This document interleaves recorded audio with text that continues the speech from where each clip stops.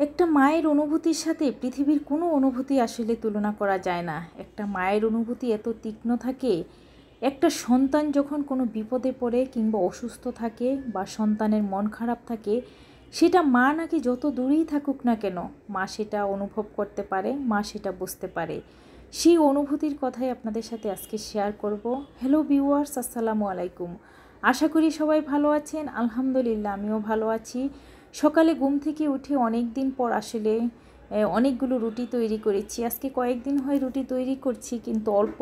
কিন্তু আজকে প্রায় 30টার মতো রুটি তৈরি করেছি। আসলে প্রচণ্ড গরম, টায়ার্ড হয়ে গিয়েছি।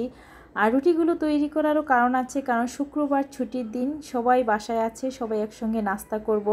আমার মেয়েরা প্রতিদিন হয়তো নাস্তা বাসায় খেতে পারে না, সকালে রুটি তারা খাওয়ার সেই সময়টাই পায় না। যে যার মতো করে স্কুলে বা কলেজে গিয়ে তারা নাস্তা করে। কিন্তু আজ শুক্রবার ছুটির দিন হলে সবাই একসঙ্গে বসে নাস্তা করি।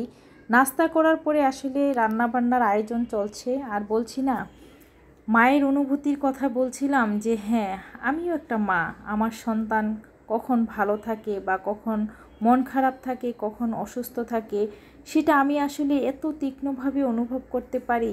আমার সন্তানরা যেহেতু আমার কাছে থাকে, কিন্তু আমি এমন এক সন্তানের কথা বলছি, সেই সন্তানটিকে আমি হয়তো গর্ভে ধারণ করিনি, কিন্তু সেই সন্তানের ভালো মন্দ কষ্টগুলো আমাকে এত বেশি তাড়া দেয়, এত বেশি ব্যথিত করে। আমার আসলে কোনো কিছুই করার নাই, আমার হাতে কোনো দায়িত্ব কর্তব্য কোনো কিছুই নাই। কিন্তু আল্লাহ তাআলা আমার মনের উপর এত দায়িত্ব দিয়ে দিয়েছে। আমার মনটা এত বেশি কোমল, এত বেশি ভালোবাসা, এত আবেগপ্রবণ মানুষ আমি আসলে কিছু সন্তানের প্রতি আমার ভালোবাসা না চাইতেই চলে আসে। আমি কিছু দায়িত্ব পালন করতে না চাইলেও, সে দায়িত্ব পালন করার ক্ষমতা না থাকলেও আমার ঘাড়ে কেন যেন আমি দায়িত্ব নিজেই নিয়ে নিই। আল্লাহ তাআলা আমার মধ্যে এত বেশি আবেগ, এত বেশি অনুভূতি, ভালোবাসা দিয়েছে।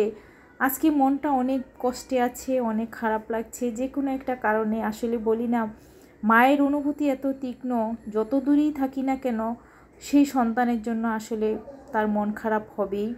আমি হয়তো তাকে গর্ভে ধারণ করিনি, কিন্তু আমি মায়ের চাইতে কোনো অংশে তাকে কম ভালোবাসি না। আসলে সেই কষ্টের কথাগুলো শেয়ার করার জন্য কোনো মানুষও আমি খুঁজে পাচ্ছি না। যে আসলে জানি না সত্যি কি না। যদি ঘটনা সত্যি হয়, তাহলে উপরওয়ালা অবশ্যই তার ফয়সালা করে দিবেন, আর উপযুক্ত শাস্তিও করে দিবেন। আর যদি ঘটনা মিথ্যা হয়, তাহলে তো আলহামদুলিল্লাহ।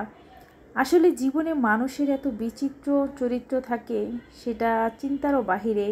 বাস্তবতা আসলে অনেক কঠিন, এটাই বুঝতে পারলাম। যাই হোক, শুক্রবার ছুটির দিন, একটু স্পেশাল রান্না তো করছি। আমার রান্নার ভিডিওগুলো অনেক ভাইয়েরাই বলে যে আমার রান্নার রেসিপিগুলো দেখে নাকি তারা রান্না করে। আসলে আমি কথা বলতে বলতে আমি সব রান্নার রেসিপি শেয়ার করি। হয়তো মুখে বলি না রান্নায় কতটুকু মশলা দিয়েছি বা কী রান্না করেছি। খুব কম সময়ে আমি মুখে রান্নার রেসিপিগুলো বলি, কিন্তু আমি কথা বলতে বলতে আমি অনেকগুলো রান্নার রেসিপি শেয়ার করি। কখন কোন মশলাটা ইউজ করছি, কখন নাড়ছি, কখন কি করছি, সব কিছুই আপনাদের সাথে শেয়ার করি। আমার ভালো লাগে, কিন্তু তার সাথেও আমার ভালো লাগা, আমার দুঃখ, অনুভূতি সব গল্পই আপনাদের সাথে শেয়ার করি।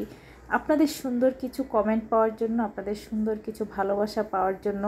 আমি জানি আপনারা সবাই আমাকে অনেক বেশি ভালোবাসেন, আমার ভিডিওগুলো পছন্দ করেন বলেই আমি এখনও আপনাদের সাথে প্রতিদিন ভিডিও